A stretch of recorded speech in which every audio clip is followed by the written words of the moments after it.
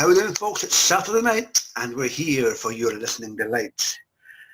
It is a Second Doctor companion chronicle outing for Vicky, or shall we say Victoria? No, Zoe. Sorry, Mike, where the fuck am I? Hang on. For Zoe, and ironically, Tales from the Vault Unit Captain Ruth Matheson, with Daphne Ashbrook and co in the Tactics of Defeat. We have a abandoned temple in Belize. We have the ongoing mystery of a futuristic recording that hasn't been recorded yet. And we have the mysterious vial that contains an alien plague, as well as other artefacts. Why are units so interested in this? Why is Ruth Matheson so interested in this? You're able to find out. Before we get to that, let's get to who showed up this evening. Joining us from Texas, he has a beard that wants to feel it. Texas Timble. How are you doing, Timble? Hello. Good to see you, mate. Happy Black Saturday. Yes, apparently, Black Friday we get, and now it's Black Saturday. Roll on Cyber Monday, where all you people kill each other for, out of good items that mean fuck all. Joining us early doors on a Sunday, it's AJ. How are you doing, mate? Hey guys, how are you? Good to see you, mate. Always a pleasure. Yeah, okay. And joining us from what appears to be the red light district of his own bedroom is Jake. How's it going, Jake? Hello everyone, welcome back to my dominion. Yes, tank top and all. I love the guns, brother. Yeah. And all the way from NYC, Mr. Will Medina. How goes it, Will? Hey now, everybody. How you doing? How you doing, mate? Good to see you. So, we have Daphne Ashbrook. We have Wendy Padbury in a kind of mishmash outing for the Second Doctor, who is absent in this story, even though it's one of his tales. So Jamie, by the way. We have a combo of roughly 8 and 2. Let's begin with this one. Ruth Matheson is on a secret mission on behalf of UNIT, on behalf of Geneva, but also there's a personal twist because of something that the villainous Deacon has done to her comrade in arms, Charlie Sato, obviously played by Yachi So, who you guys may be familiar with as, the Asian child from the TV movie. So, where to begin? Okay, for a wee bit of Doctor Who meets Tomb Raider, AJ, opening thoughts, mate, on the Tactics of Defeat, Ruth Matheson. Yeah, I didn't mind this story. Wendy Padbury. Oh, sorry. I didn't mind this story. It did, like you mentioned, feel a bit Tomb Raider-ish, with the traps and all that sort of stuff. I really didn't mind it, and I would have loved to have seen something like this in an episode of either Doctor Who or Unit spin-off or something. So, yeah, and for a three-handed episode, it was actually quite well done, despite the fact that Doctor and Jamie have been knocked out. So, yeah. Yeah, that's another thing we said. The Doctor and Jamie do appear in this story, but they take a nap. So, as AJ alluded to, it's a free-hander, and for 50-odd minutes, not too shabby. Jake, companion chronicles can be hit and miss for folks, especially those who are used to full audio. What do you reckon here? The Tactics of Defeat? I'm very much on the fence with this story, but because of the fact that it didn't sit as a Doctor Who story for me. I sat through listening this and thought, when's the Doctor Who stuff going to happen, if that makes sense? To me, this been much more perfect if it was a Unit spin-off than it is an actual Doctor Who story. But the only sort of nods we get to Doctor is Zoe, the TARDIS, and the Doctor, and who aren't bloody hardly in it. So they can't really call it a second Doctor story if the bastard's not hardly in it, sort of thing. So I thought it'd be better if it was like a Unit story that had Zoe in it, if that makes sense. That's how I was picturing it in my head, rather than a second Doctor story. Well, that's what I think of it so far. It was good, but it doesn't seem like proper Doctor Who to me.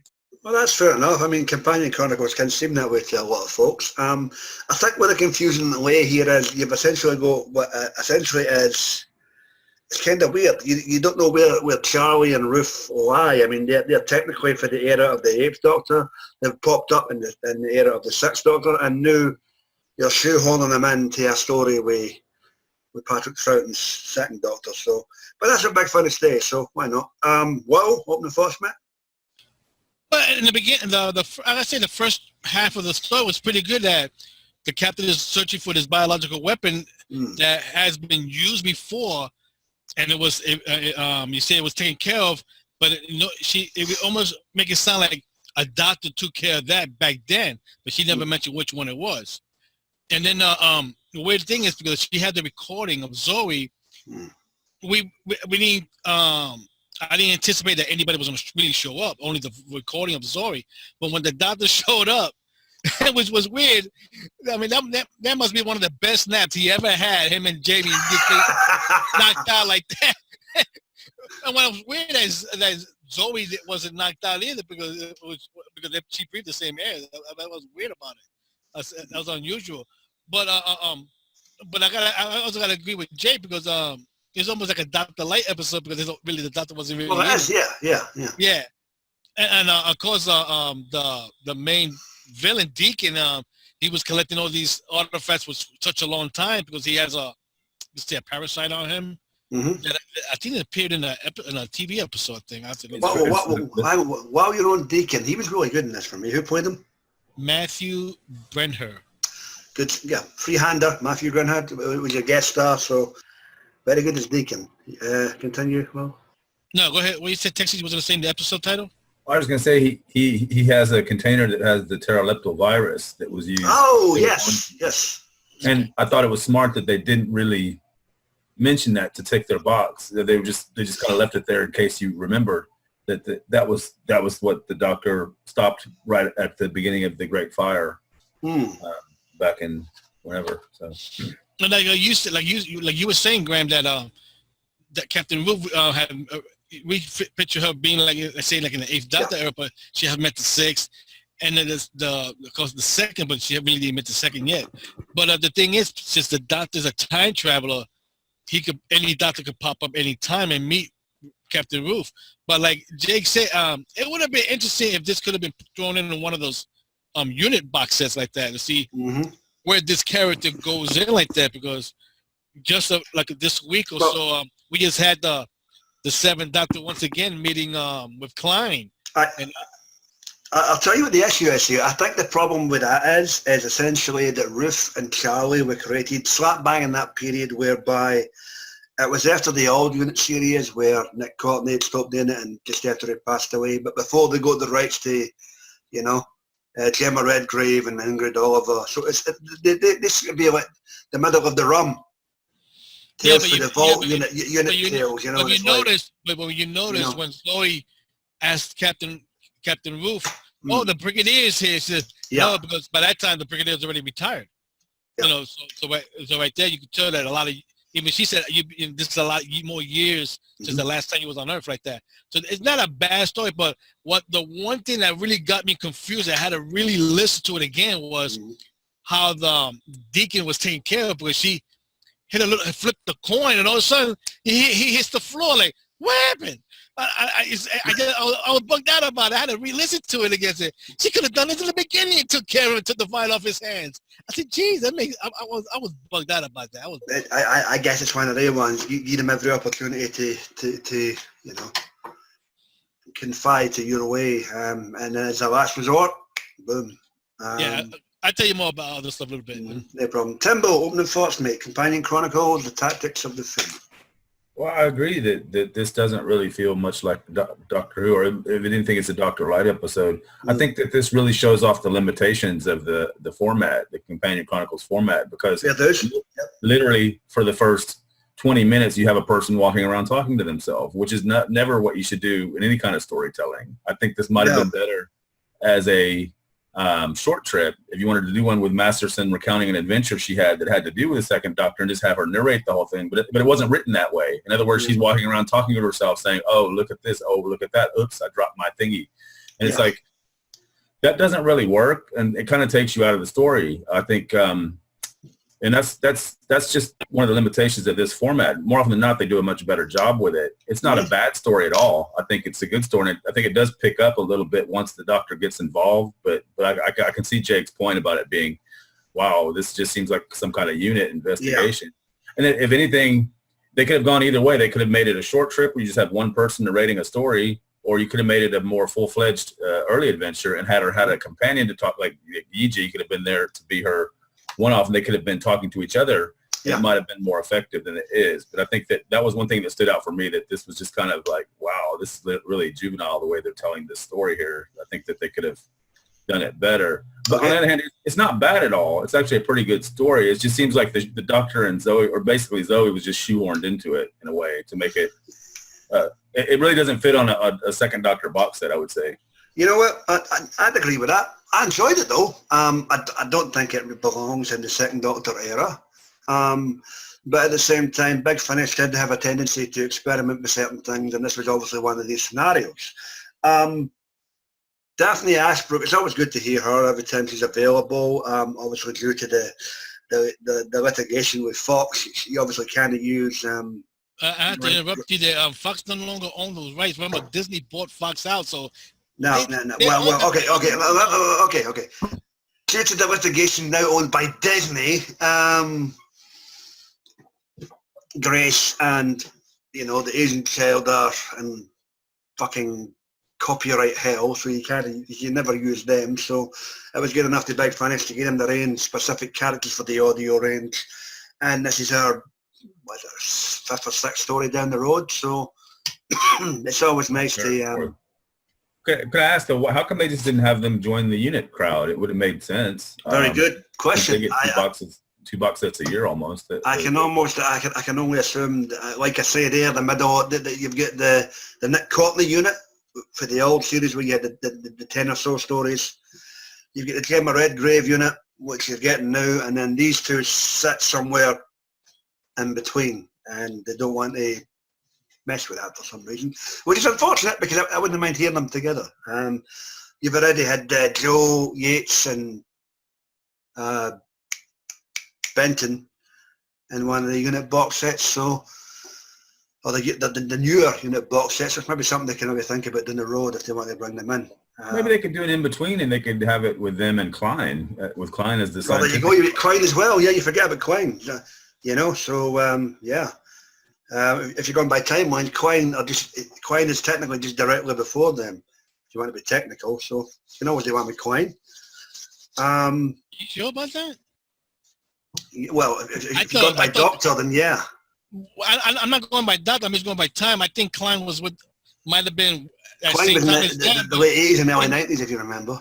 Yeah. Yes, that's what I'm saying. So maybe she was around because... I'm assuming this lot are like just at the peripheral of the millennium. Millennium. And then obviously you've got the Bird's Daughter and co as of 2010 or whenever, You'll never have all the answers, you'll never have all the timelines, so why not? But I agree with Tim. It's a really good story. I think the protagonist in this, I don't know if that's his natural voice or no, but not a bad Aussie accent for the fellow who played Deacon in this. No offense, AJ, but... They said in the behind the scenes he is an actual Aussie. Or is he? Okay, fair enough. They said it was hard. They weren't sure if they were going to be able to find one. Yeah. They said mostly they get Brits. Yeah, well, there you go. Yeah, there you go. Phone AJ. The sun never sets, but let's bring in Kevin Lindsay now. No, you're the drunk old bastard. So, yeah.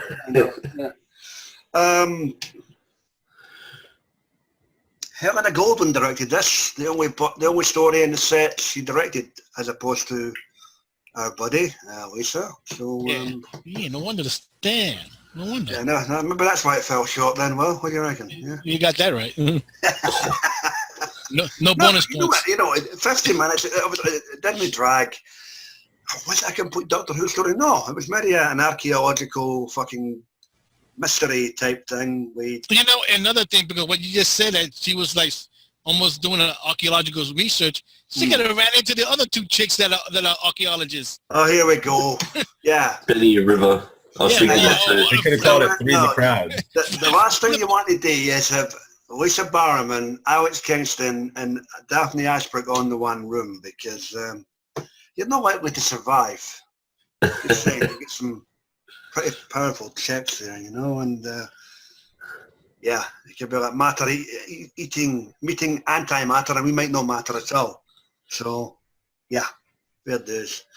What I did find interesting though was the supposed subplot of the issue, what happened with Charlie in Singapore, which was never touched upon. I don't know if that's been touched upon in a story since, or if that's something that will be touched upon in a story in the future. But apparently something happened between... It was Charlie in a short trip. Yeah, did he not do a short trip recently, didn't he? Something about a screw or something about Oh, so they have addressed it. Okay. screw, I don't know. Right. Well, I'm not familiar with that short trip, so it's good to know that we've at least got a hole filled in there. But, oh no, for 50 minutes, I can't complain. It's, like the guys have alluded to, it's not exactly Doctor Who, but it's very enjoyable nevertheless. Right, guys? Any events or circumstances within this freehander that stood out for you?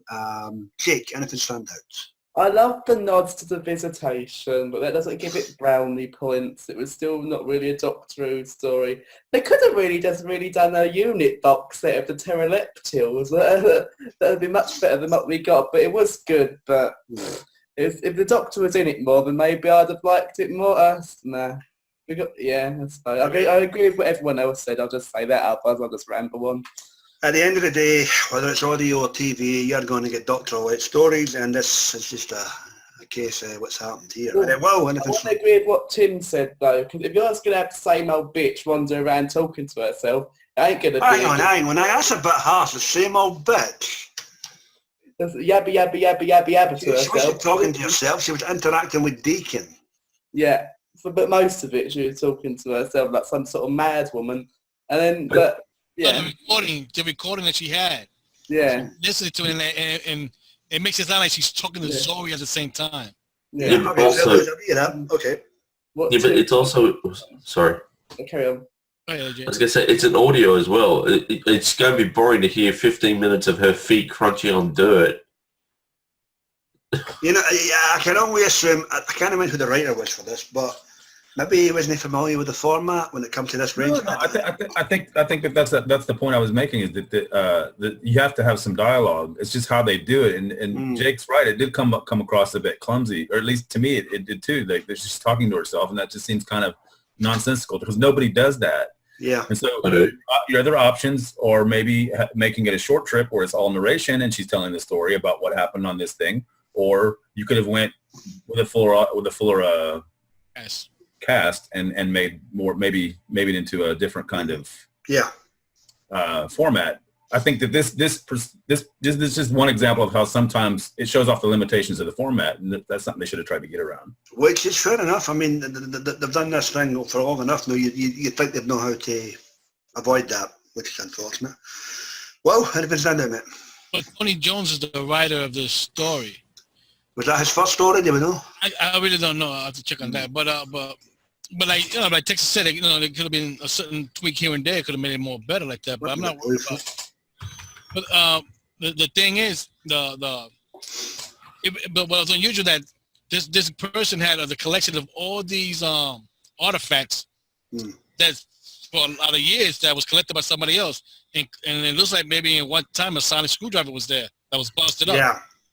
And then of course that virus, and then a piece of the TARDIS that Zoe showed them what it was, and of course that sonic drilling thing that put a hole in the drill thing that moved the rocks and all that. Yeah, I thought for a moment it was I thought it was a Ice Warrior sonic gun or something, because the way the sound effect went off. But oh wow, but the unusual that they're gonna have to that either the doctor or his companion is gonna have to start to have a bad habit, or either forgetting something, or as we heard in this story, leaving the freaking TARDIS door open. They got to stop doing that nonsense. It's going to bite them. It proved a viable get-out cause considering the end of this tale, but yeah, fair dues. Zoe said that the HAS, it could have got activated automatically, and they could have took off. The TARDIS could have left. Okay. AJ, anything stand up? Yeah, I just like the fact that there was, 3 broken Sonics in this story from previous Doctors, and you got Tennant's. No, I'm saying you got Tennant, you got Davidson's, and what was the other one? The 8th Doctor's one? I believe so, yeah. So yeah, I thought that was cool. Also, they still have a fluid link from the Doctor's TARDIS. They're sitting there and they roll it around and it lights up with interaction of Arthur and energy. I thought that was really cool too. Call back to the classic series. Okay. Time despite the limited format. Anything stand out? Not really. I mean, it was interesting that they killed Zoe off, and you heard Well, that. kind of, yeah. Well, no, but I mean that they did it, and then they actually did it, and you were like, okay, well, how are they going to get out of that one? Because we know that doesn't happen that way. Mm-hmm. So that was an interesting choice that they went with. But otherwise, I just think this is one of those stories that's kind of unremarkable. It's not really bad, and it's not horribly. It's actually pretty well done in spite of the limitation. But it's just Middle of the road. It's just kind of meh at the end of the day. It's nothing really. Okay. Nothing really stands out with it. You know what I mean? Okay, that's cool, mate. I concur with that. The only thing I did find interesting was how they got around the fact that Ruth had the recording before it was actually recorded. That was nice. Because she's from the future. She's from. No, I get that. I know. I'm just saying that they nicely shoehorned that in, whereby they showed you the events of the recording being recorded in the events of the story. That was nicely done for me. Other than that, kind of one of the middle of the range stories for me as well. But we have a bit of technical babble, and to be fair, not a bad protagonist in the guise of Deacon. It's just the fact that it's like you've got this this inhabitant of this temple who's got all this knowledge due to this spaceship crash landing and all the rest of it, and he's shoehorned into this story whereby it's just there's not much going on. It might have been better suited to another story, but other than that, it's only 50 minutes. It could have been worse. It could have been a real drag if this is one of these four-parters, and you're sitting there for 2 hours just pulling your hair out and trying to get through it. So let's just be thankful. You've done that a lot. 20 years, you've done that a lot. Yeah, there you go. Well, let's just be thankful this was shoehorned into a Companion Chronicles box set, and it wasn't a main range story. I mean, Texas Tim can tell you now of his new favourite story, unquote, that now has surpassed, cryptic biosis. Something worse than cryptobiosis now. Yeah. So, and that takes a lot of doing. So it must have been bad. I've not heard it yet. So, yeah, 50 minutes. Not too bad. Not too good, but enjoyable enough. And if that guy's open mic portion of the cast, I think that's why I bring up before we get us rated and in the can. Well, I have a question, because are we just assuming that Charlie and what's her name, Masters? Ruth Matheson. Are from around the 8th Doctor's time because they played characters that he met, or is it because... The only reason we're assuming that is because their first story was after the events of the movie and Mastermind, which was the... Okay. He went from the Roberts Master and Slug back into the Beavers Master. Well, because eight's the in-between. He's not too far away from, I guess, the new unit in a way. I mean, it's all timey-wimey anyway. I mean, it's not inconceivable that these guys could appear on a unit box set. I mean, not at all. Not at all. No. The only thing that limits them in time is that they're all human beings and that they lived in certain times. For example, the Brigadier lived when he lived, and then now his daughter lives when she lives. These guys are somewhere in between, we assume. Yes, they are. Yes. That's a good thing. Like everybody was saying, they got to pop up. These two, or just Ruth, Captain Ruth, need to pop up a couple of more times before we could figure out what happened with his character. Because we know, I've seen that on TV, or even some of the audios that's been taking place from the New Who, we haven't listened to nothing about her, or of that unit section. So like, we need to know what happened with them like that. Well, we had that section where they were in lockdown in a vault for a while. That's the master fault. Yeah, and they appeared in the 6th Doctor story box set, that one. Yeah. I think like Graham said that probably Big Finish had bigger plans for them at some point, and then they acquired the rights to Unit, and that ended up changing all that probably. Yep. So that's hence why the slap bang in the middle. Anything else, guys? No. All right. Quick, dirty, and like Jake's muscles exposed. So, with that, it's that time again. Well, it's time for the U.S. to take its annual Pepto-Bismol, Alka-Seltzer, and Tums for the Thanksgiving treat. Yes, for you guys in the States, hopefully you enjoyed your Turkey Day and gobble, gobble, gobble and all that. And you had a great time with your families, regardless of your creed, religion, colour, or political persuasion. Fuck it all for one day. So, the Tactics of Defeat. Daphne Ashbrook and Wendy Padbury. Companion Chronicles. Second Doctor of Volume 2, which is technically Season 12, I believe. 12.4. Yeah, well, okay, there we go. Jake, be kind. What do you get out of 10, buddy? Because of the limitations this story had, I'm going to give it, I'll give it a 6.5 out of 10. Admirable. Well done, mate. AJ, what's the number from Down Under? I like this story. I'm going to give it an 8. I thought it was quite well done. Okay. Whoa, what's the number for NYC, mate? I'm gonna give it a 7.5 out of 10. And Big Finish should bring this character back. We could do some more stories with this character. well, I agree, but I don't think they've ever said that they're now the finish with Ruth or Charlie. It's just the fact they're only available a few times every couple of years, so they shoehorn them in whenever they can. Timbo, what do you reckon? Yeah, if anything, they left it open because she mentions what happened to Charlie, so obviously they're going to follow up on that sometime. Just who knows when. But yeah, I'll give it a 7. I don't think it was horrible. I don't think it was bad. I just thought it could have been better. Yeah, and other than the fact that we had the somewhat abrupt ending, which he just teleports the fuck out of there and leaves Deacon to his demise, which is kind of weird for me, but nevertheless, you were well informed about the fact she made it out of there. I agree with Tim. I'll get a 7. 50 minutes, you can't grumble.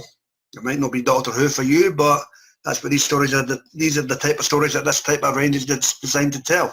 It's from the point of view of folk in or around the Doctor, so they can't all be zingers, and it's a 7 out of 10 from me. Did AJ give his review? Sorry, AJ, I'm an asshole. Which? No, I did. No, I did. I did, yeah. Yeah. Fuck, you had me second guessing. You're on the edit that now. Whoop. So, you're still an asshole. Yeah, there you go. I'm an asshole. And with that, done, dusted, and finito, and in the can for the evening. It just leaves us to divulge, in the absence of a tap from Tottenham, what we're doing next week. And guess what? He'll not be here next week either, because we're doing, well... The Scorchies. Yes, Katie Manning, singing puppets. It's Doctor Who meets the Muppets in the Scorchies. Yeah, that should be fun, and we are going to sing that great and glorious tune of Joe is Making a Thing. So we'll sit back and we'll have a laugh at that one for an hour, and we'll see how the group tackles that one. Please check out our buddies in the wonderful wackety world of the YouTube. We've got the guys and dolls geeks assembled with our TV, audio heads and movie reviews. We've got Dr. Freedom, his news broadcasts, his Amiga files, as well as the adventures of Dr. Freedom and Eric. You've got the usual crew online of Johnny Blue, Sammy Carter, Mike Shannon, whenever he's online. Like, share, comment, subscribe, thumbs up, thumbs down. We're getting the hell on out of here. I'm going to watch a couple of episodes of something that I've still got to catch up on. I don't know what it is yet. I'm so behind. Thanks. Yeah, exactly. Be nice to yourself, folks, and each other, and we'll see you next week. See you. Be seeing you.